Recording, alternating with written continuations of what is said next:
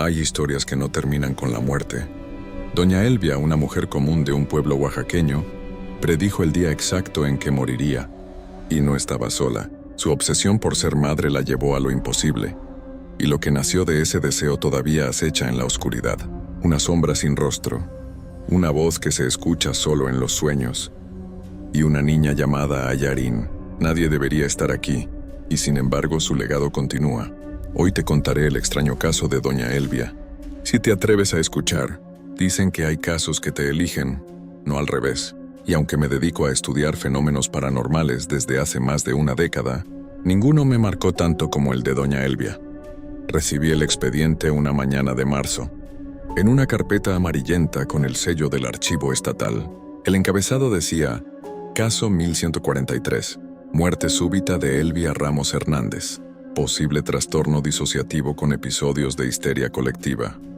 Nada fuera de lo común, pensé, pero en la esquina inferior había una nota escrita a mano, con tinta deslavada.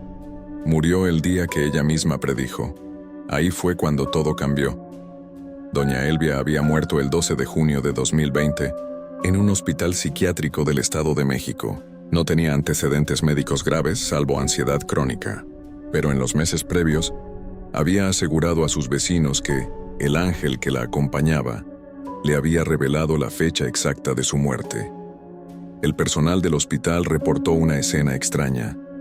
A las 3:33 a.m. se activaron varias alarmas simultáneamente. Cuando los enfermeros llegaron a su habitación, encontraron el crucifijo del muro invertido, la ventana abierta y el cuerpo de Elvia recostado con una sonrisa. A su lado había una silla vacía perfectamente alineada con la cama. El médico forense anotó: causa de muerte indeterminada. El corazón dejó de latir sin causa aparente. Me contacté con Luis y Norma, primos del esposo de Elvia.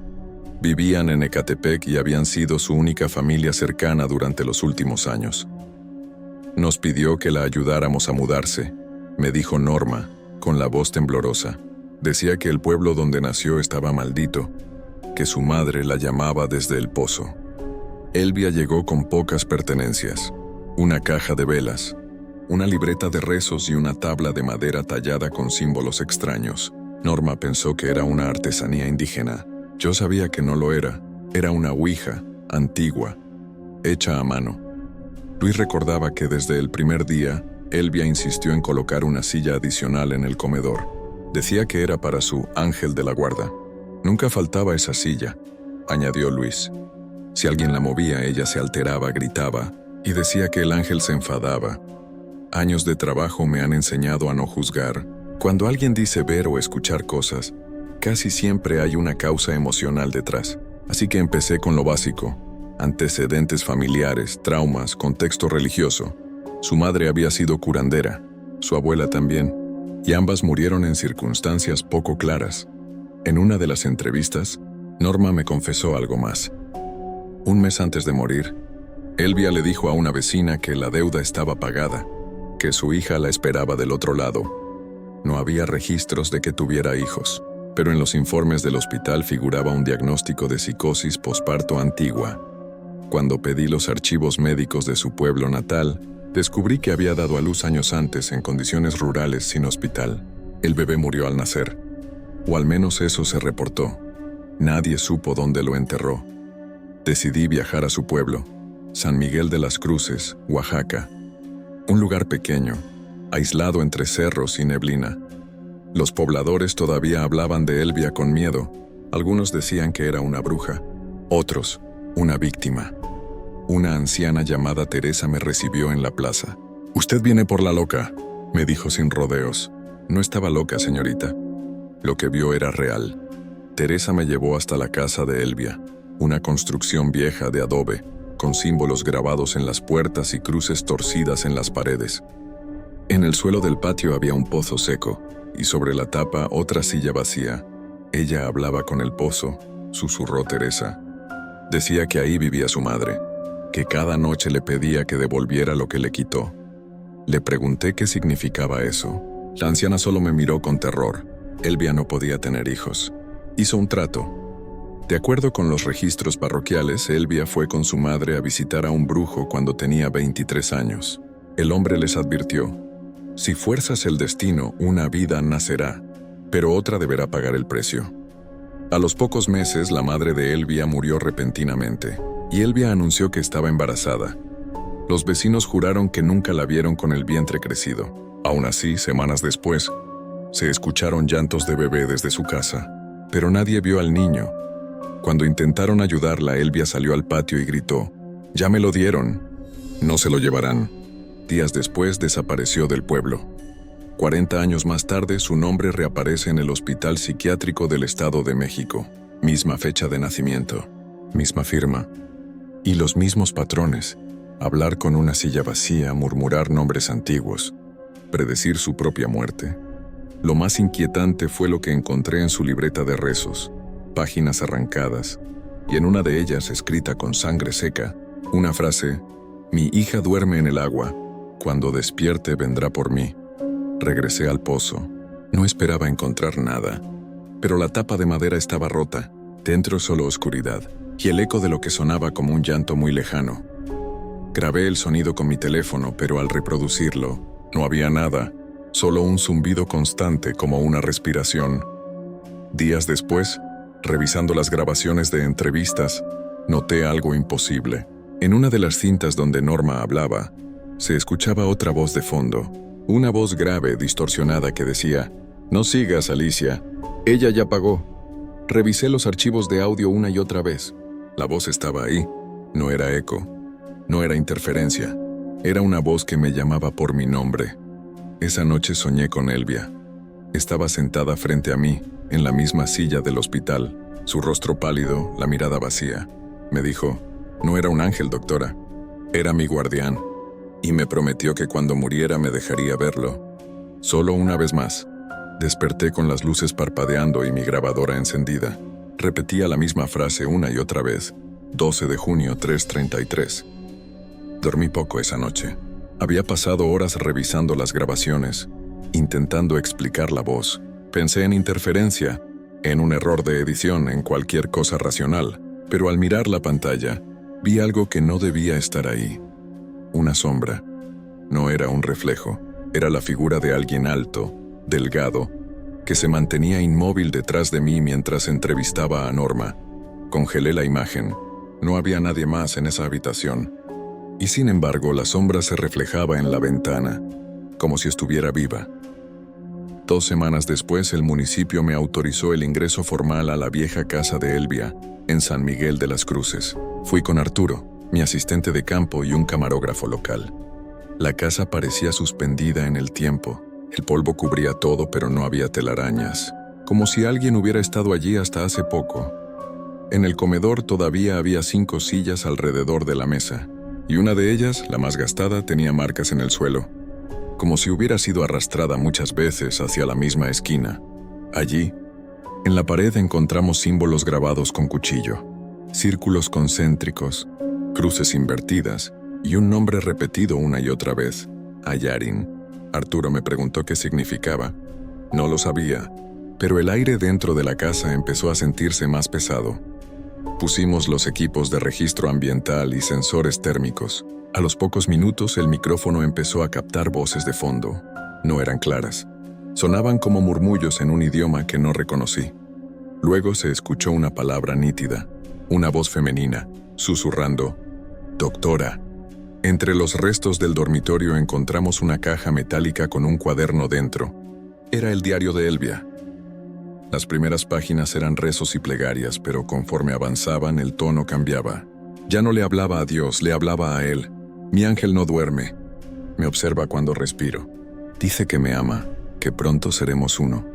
Anoche me pidió que preparara la silla. Dice que cuando me siente frente a él, podré escuchar su verdadero nombre. He visto su rostro en el agua del pozo. No es humano».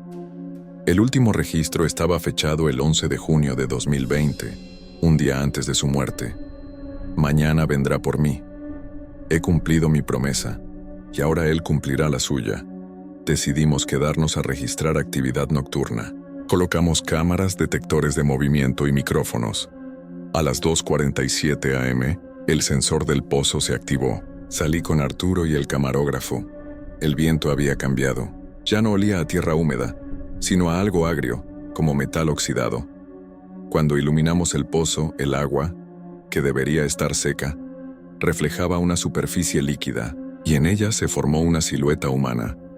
Arturo retrocedió. Yo me incliné, tratando de ver mejor.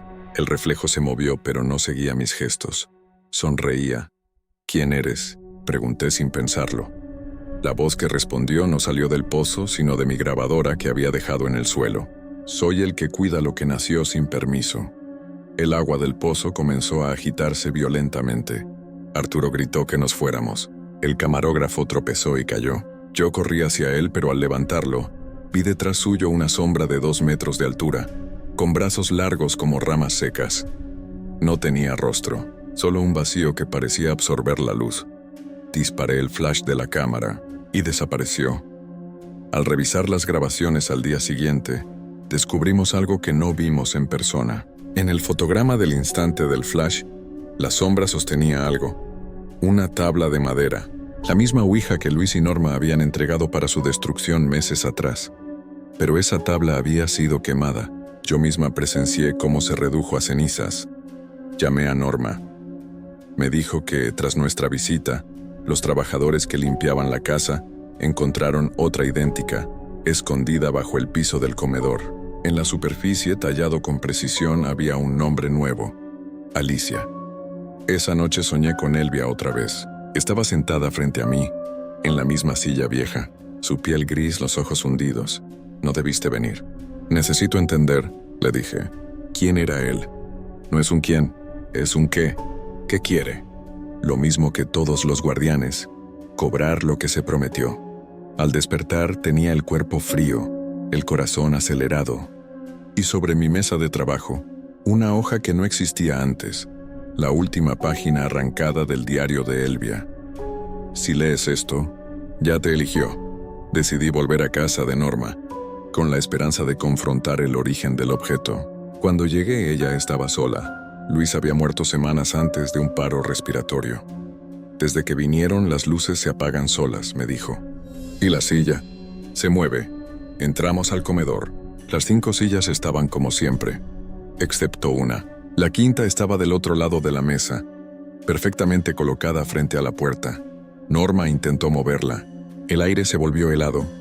El reloj de pared se detuvo, y una voz, la misma del audio, habló desde el rincón oscuro. «No toques su asiento». Norma cayó desmayada. Yo no podía moverme. Sentí una presión en el pecho, como si alguien invisible me empujara. La silla se deslizó lentamente hacia mí, hasta chocar con mis piernas. Sobre el asiento, algo estaba grabado con cuchillo. 3:33. Después de aquello, presenté mi renuncia temporal al archivo. Pero el caso no me soltaba. Las grabaciones, las fotos, los informes, todo parecía cambiar cada vez que los revisaba. En una de las imágenes finales, la sombra ya no estaba detrás de Elvia, estaba detrás de mí. Busqué ayuda en un sacerdote local, el padre Ramiro. Le conté todo. Él escuchó en silencio y luego dijo: «A veces los guardianes no protegen, custodian, y lo que custodian no debe salir». Me pidió la tabla. Le entregué la que había aparecido con mi nombre grabado. Horas después me llamó aterrorizado. «Alicia, la tabla está limpia. No hay nada escrito». «¿Qué quiere decir?» «Que ya no lleva tu nombre». «¿Y entonces?» «Dice Ayarin, el mismo nombre grabado en las paredes de la casa». Una semana después recibí un correo sin remitente. Solo un archivo de audio adjunto lo reproduje. Era mi propia voz, grabada durante la noche del pozo. Pero al final una frase nueva apareció, que jamás pronuncié. «No cierres el caso. Aún falta la hija». Investigué de nuevo. Encontré una partida de nacimiento olvidada en los archivos municipales. Elvia sí tuvo una hija. Nació viva. Y el nombre de la niña era el mismo que se repetía en las paredes, en el diario, y ahora en la tabla: Ayarin. El silencio nunca es total. En las grabaciones que revisé una y otra vez, siempre quedaba algo al fondo. Un murmullo apenas perceptible. Una voz que parecía esconderse entre los segundos de estática. Y cada vez que la escuchaba, Juraba oír mi nombre. Después de la última entrevista con don Arcadio, volví a la casa de doña Elvia. No debía hacerlo. El caso ya estaba cerrado, el informe entregado, pero no podía dejarlo así. Había demasiadas cosas que no cuadraban. Los sueños recurrentes de Agua Negra, los retratos sin rostro y, sobre todo, el nombre que aparecía en todos los registros antiguos del pueblo: Ayarín. Nadie sabía decir exactamente qué o quién era. Algunos ancianos decían que era una voz que se hereda. Otros la llamaban la Madre del Silencio. Pero el expediente que encontré en el archivo parroquial contaba otra historia. El documento estaba fechado en 1923. Era una denuncia, firmada por un sacerdote llamado Padre Melitón, que relataba los sucesos de una familia que vivía en la misma casa, donde décadas después residiría doña Elvia. Hablaba de una mujer llamada Elvira Ávila, que aseguraba escuchar a su hija fallecida desde un pozo detrás de la casa. El cura había intentado bendecir el sitio, pero algo ocurrió durante la ceremonia. Las campanas del templo repicaron solas, y el agua del pozo empezó a hervir. El expediente terminaba abruptamente con una frase escrita a mano: Elvira no murió. La enterraron viva, o quizás nunca fue solo ella. En el reverso, una nota más reciente, fechada en 1976, escrita por otro sacerdote. La mujer regresó. Se hace llamar Elvia ahora, y su voz no envejece. Entré de madrugada como antes. El aire dentro era más denso, más húmedo, y cada paso sobre las baldosas resonaba como un eco largo, interminable. La cinta amarilla de la policía seguía en la puerta, pero rota. Alguien había estado ahí después del levantamiento. El espejo del pasillo, aquel que doña Elvia miraba cada mañana, estaba cubierto con un lienzo viejo. Cuando lo retiré no vi mi reflejo. Vi a ella, no como antes, anciana, sino joven, idéntica a la mujer del retrato del expediente de 1923. Sus labios se movían, pero no había sonido, y entonces lo sentí. El murmullo, el mismo que aparecía en las grabaciones. Solo que ahora no venía de un altavoz, venía de mí. Ayarín no era un espíritu en el sentido clásico, era un eco, una frecuencia, un residuo de conciencia que se adhiere a la mente de quien la escucha demasiado. Doña Elvia no había sido poseída, había sido contagiada. Yo llevaba semanas oyendo la voz en mis sueños. Me hablaba con ternura, con paciencia, con el tono de una madre consolando a su hija, pero detrás de esa dulzura había algo más, una intención que no era humana. No temas, Alicia. Tú puedes continuar lo que ella empezó. El aire se volvió pesado. En el suelo, las grietas formaban símbolos que ya había visto antes en las notas de Arcadio. Círculos entrelazados, una espiral que siempre volvía al centro. En el centro del dibujo, el pozo. La tapa estaba abierta. El agua no reflejaba nada, solo una oscuridad líquida, vibrante que parecía respirar. ¿Qué quieres de mí?, pregunté. Lo que todas las madres quieren, respondió la voz dentro de mi cabeza. Que su hija recuerde quién es. Y entonces entendí. Doña Elvia nunca fue solo una víctima. Fue el vehículo. Cada generación, una mujer del pueblo escuchaba el llamado de Ayarín y se convertía en su receptáculo. Y ahora me había elegido a mí. Apreté el botón de mi grabadora. Quería dejar constancia, por si no salía viva de ahí. Registro final del caso Elvia Ávila. Confirmo manifestación de fenómeno acústico persistente. No se trata de esquizofrenia auditiva. Hay una entidad asociada al pozo y al linaje femenino de esta casa. Siento que ya no soy yo quien habla. La cinta siguió grabando, incluso después de que dejé caer el micrófono. Los agentes encontraron la grabadora días después, pero nunca encontraron mi cuerpo, solo un charco de agua oscura, con una voz aún susurrando mi nombre. Semanas más tarde, un nuevo inquilino compró la casa, una mujer joven, de cabello negro y mirada tranquila. Cuando los vecinos le preguntaron su nombre, respondió con una sonrisa: Elvia, pero mis amigos me dicen Alicia, y en las noches, el agua del pozo vuelve a moverse.